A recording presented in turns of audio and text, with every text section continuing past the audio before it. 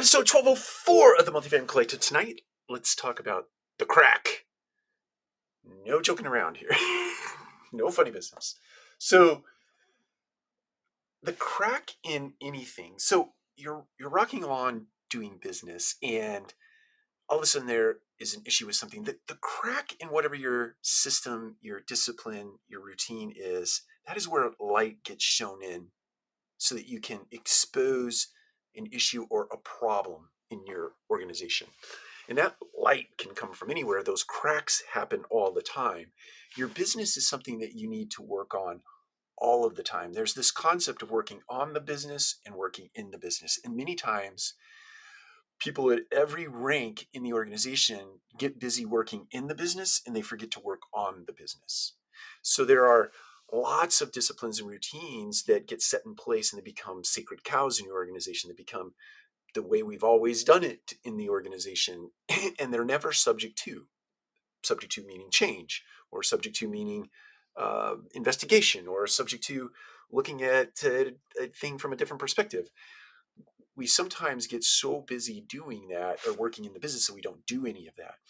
So my encouragement to you is to set structures in place at Raccoon Residential, and this isn't necessarily the right or wrong way to do it. It's the way we do it, is that we have a thing called the strategic thinking team.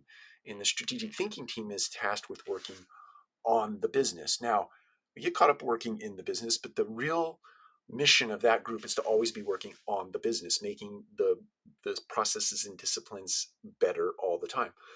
And then the strategic execution team is a team that is actually tasked with getting things done, driving the business forward, creating the business outcomes, using these systems and disciplines and routines that the strategic thinking team is constantly working on. So you've got these two engines moving all the time. One is bettering all the processes and systems and disciplines and routines, while the other team is actually making those things happen from a managerial perspective.